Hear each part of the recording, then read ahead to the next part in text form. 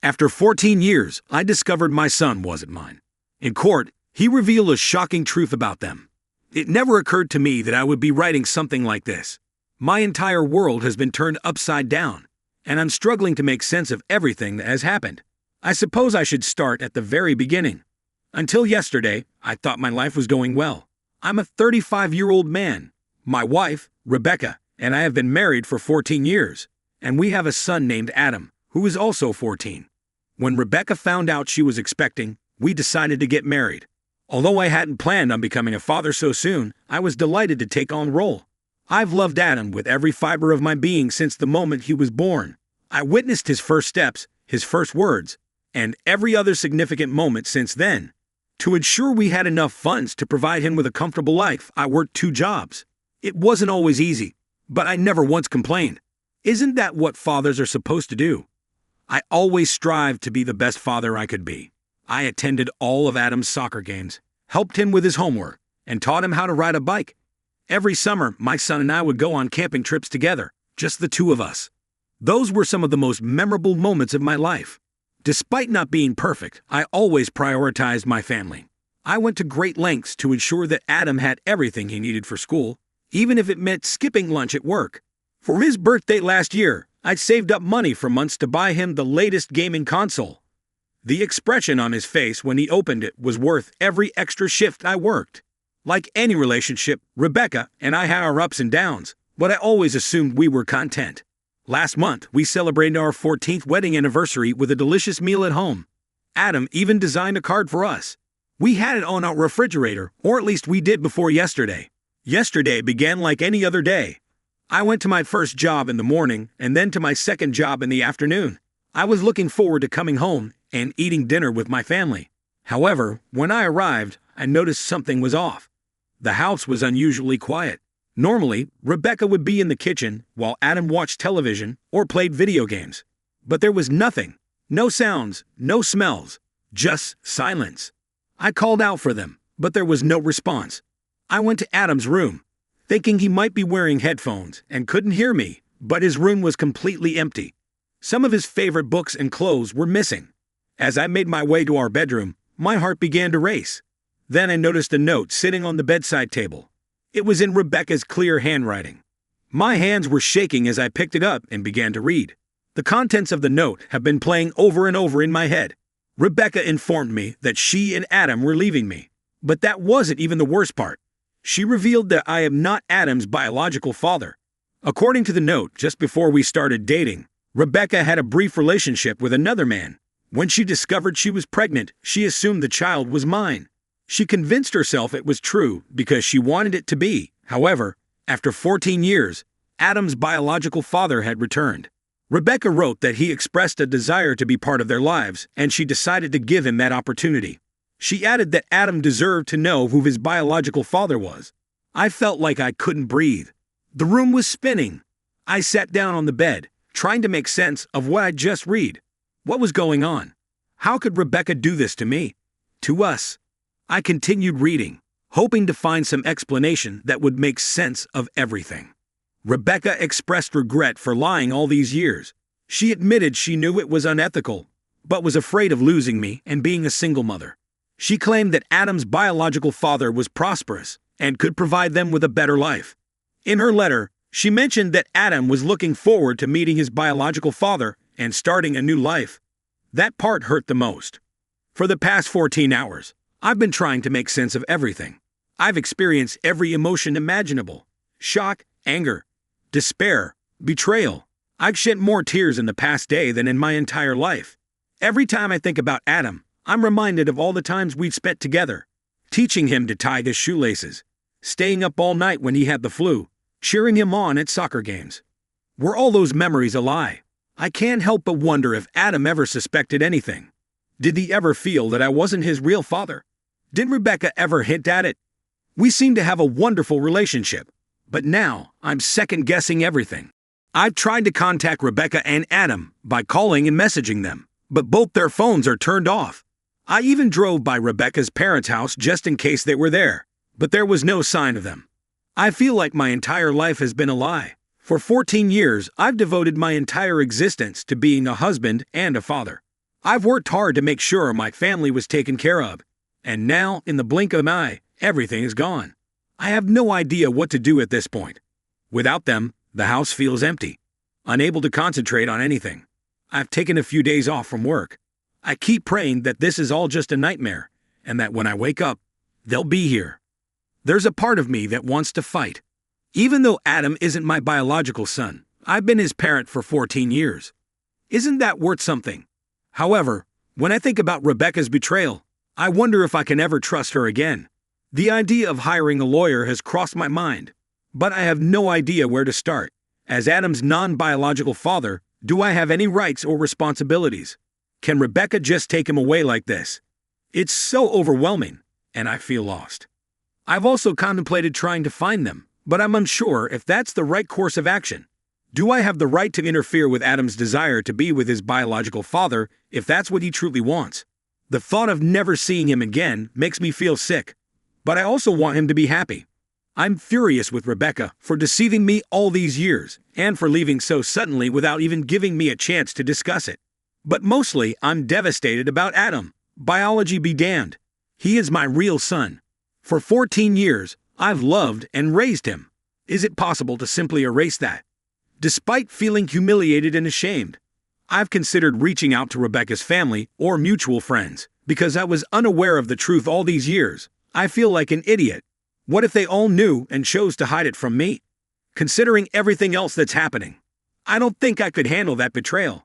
I also feel resentment toward Adam's biological father. Where has he been for the past 14 years? Why did he choose to return now? Did he know about Adam from the beginning? I have so many questions, but no way to get answers. I'm worried about Adam. He's leaving everything he knows, his home, his friends, his school. Is this really what's best for him? And what about this man who is his biological father? What kind of person is he? Will he love and care for Adam as I have? Without them, the house feels empty. I can't bring myself to enter Adam's room. His dirty clothes are still in the hamper, and his soccer trophies are on the shelf. It appears they left in a hurry, abandoning much of their lives in the process. With no idea what else to do, I'm writing this post. Has anyone experienced something similar? How did you cope? Is there any chance I can have a relationship with Adam in the future? It's been a few months since my last post, and I wanted to update you all on what's transpired. First and foremost, I want to express my gratitude to everyone for their support during the most difficult period of my life. Your kind comments and sound advice meant more than you could possibly know. Not long after my original post, I received divorce papers from Rebecca. Despite anticipating it, seeing it in black and white was still a shock. Everything felt so final and real at that moment. Once the initial numbness subsided, I realized I needed to actively defend my rights as Adam's father. I couldn't just stand by and let them take him without a fight. I decided to hire a lawyer. Financially, it was challenging, especially with Rebecca and Adam gone. But I knew I had to do it. I found a reputable attorney willing to work with me on payments. Given that I'm not Adam's biological father, he cautioned me from the start that it would be an uphill battle. But I was determined to try. The court system was harsher than I anticipated. Rebecca and Adam's biological father, David, seemed to have endless resources. With David's considerable wealth, things became even more challenging.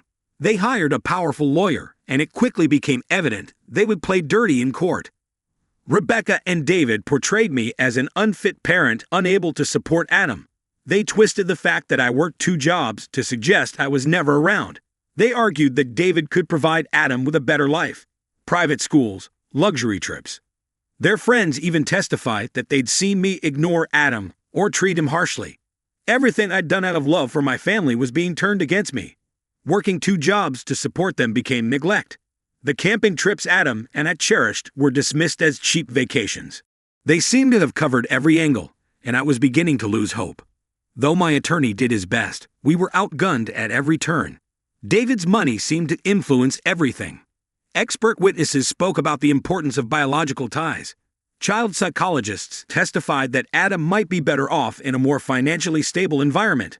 I prepared for the worst, losing Adam permanently. The thought of never seeing him again, of someone else raising him and being called Dad, was almost unbearable. There were nights I couldn't sleep, lying awake thinking about all the moments I'd miss.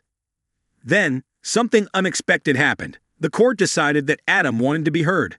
I was terrified. What if Rebecca and David had turned him against me? What if he said he wanted to live with them? I wasn't sure I could handle hearing Adam say he didn't want me anymore. I could hardly breathe when Adam took the stand. But what happened next changed everything. Looking straight at the judge, Adam said, "I want to live with my dad. My real dad. The one who raised me." I couldn't believe what I was hearing. Adam went on to say how much he loved our camping trips, how I was a wonderful parent, and how I always made time to help him with his homework, even when I was exhausted from work. He spoke about how I taught him to ride a bike, how I never missed a soccer game, and how I always made him feel loved and supported. Then Adam dropped a bombshell. He told the court that Rebecca and David had been trying to coach him on what to say. He said he'd overheard them late at night strategizing how to make me look bad. They wanted him to say I was often angry and tired, that I didn't care about his schooling, and that I was negligent. Adam said he couldn't go along with it. He knew it wasn't true and couldn't lie about the man who had been by his side his whole life. He even mentioned specific conversations he'd overheard, Rebecca and David discussing how to fabricate evidence and testimonies against me. The courtroom fell silent. I could see shock on Rebecca and David's faces. The judge listened attentively and asked Adam several questions to clarify what he'd heard and experienced. Adam told the judge about a conversation where David suggested bribing some of my coworkers to testify that I complained about Adam or seemed uninterested in his life. He said Rebecca was initially hesitant, but that David convinced her it was necessary to ensure they'd win. He also overheard them planning to coach Adam's teachers to say I never attended parent-teacher conferences, which wasn't true. Despite work conflicts, I always made time for those. Adam said he missed me and our life together and felt scared and confused by everything that was happening. The entire tone of the hearing changed after Adam's testimony. The judge ordered an investigation into Rebecca and David's actions, including attempts to manipulate a minor's testimony. Their attorney looked uncomfortable, and Rebecca and David were visibly shaken. The court spent several days reviewing all the evidence and Adam's statements, some of the longest days of my life. While I felt hopeful after hearing Adam, I was afraid to let myself believe things could turn around. Finally, the day came for the judge to deliver his ruling. As we gathered in the courtroom, I was a nervous wreck. The judge began by stating he'd given great thought to all the evidence and Adam's testimony. He noted that while financial stability is important, a child's best interests are determined by many factors. He acknowledged that even though I worked 2 jobs, I consistently met Adam's needs. He praised my commitment to Adam's education and extracurricular activities, highlighting that I always made time for what mattered most in his life. Regarding Rebecca and David's attempts to manipulate the case and coach Adam's testimony, the judge expressed deep concern. He said their actions show a disregard for Adam's emotional well-being and raised serious questions about their fitness as parents. The judge awarded me full custody of Adam. He stated that Adam's wishes and well-being were paramount and that it was clear I had been a loving and dedicated father. He emphasized that the bond between a parent and child is defined by years of love, care, and dedication, not just biology. The divorce was granted.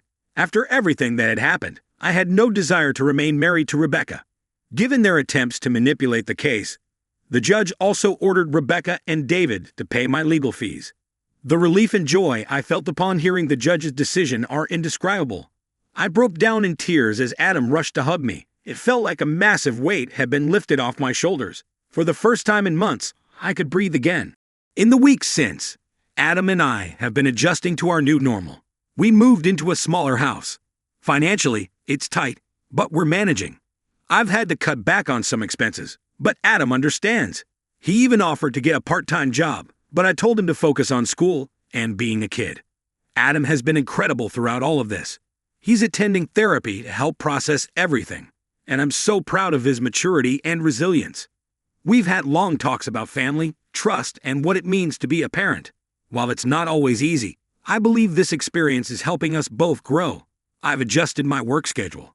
My employers have been understanding, and I've reduced my hours to spend more time with Adam. Money is tighter, but being there for him is worth every sacrifice.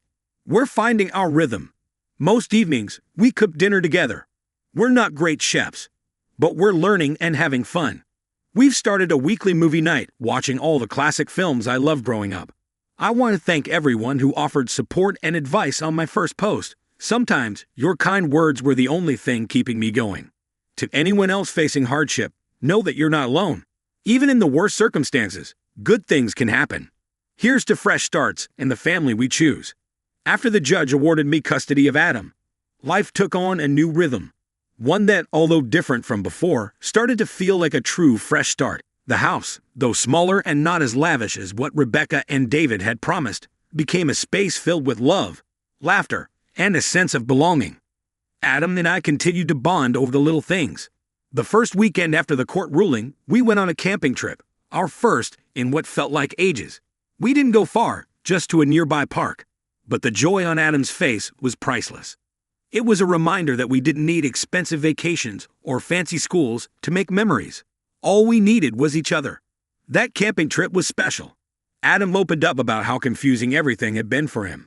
He told me about how much he had struggled to understand why Rebecca had kept such a huge secret for so long. He admitted that, at first, he was curious about his biological father. But as soon as he realized David and Rebecca had been trying to manipulate him, his trust in them shattered. "You're my real dad," Adam said, poking at the fire we had built. "I don't care what they say. You've always been there, and that's what matters to me." Those words, though simple, carried a weight I hadn't even realized I was still carrying. It wasn't about biology or blood. It was about love and consistency. It was about showing up. As the weeks passed, Rebecca reached out a few times. It was clear that she was grappling with her choices and wanted to reconcile her relationship with Adam.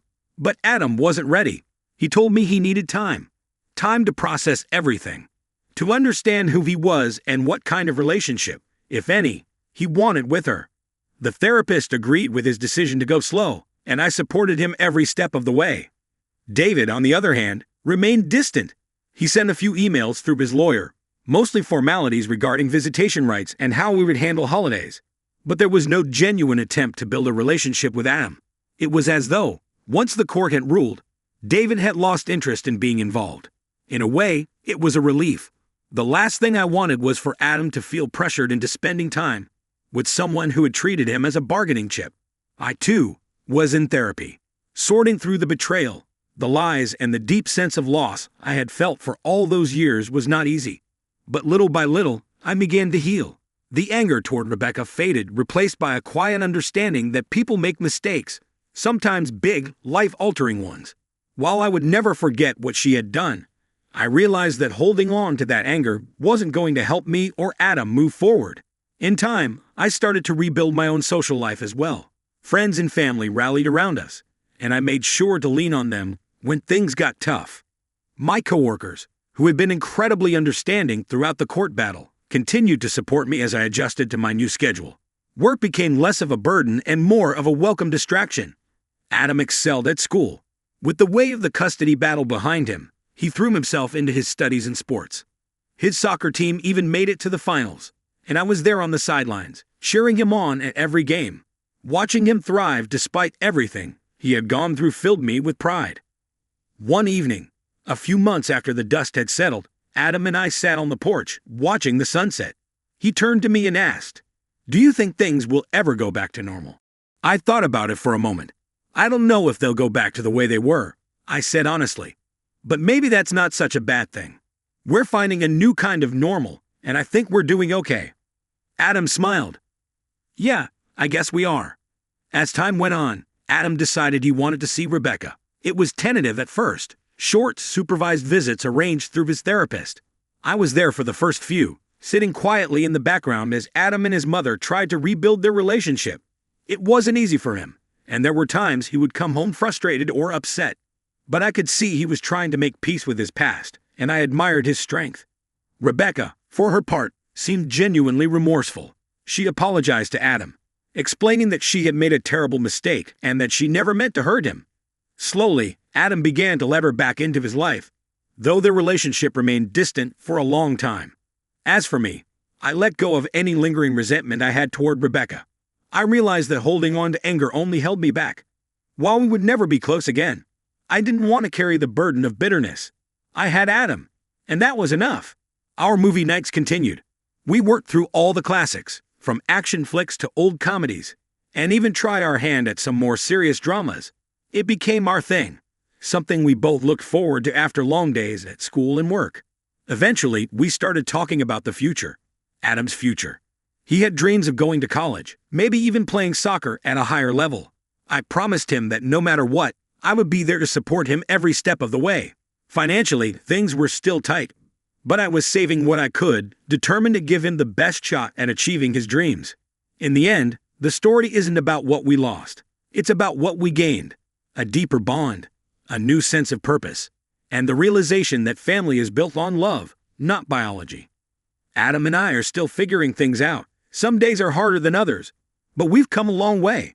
We're learning, growing, and healing together. And for the first time in a long time, I feel hopeful about the future. Here's to fresh starts, to the family we build, and to the future we'll create, one step at a time.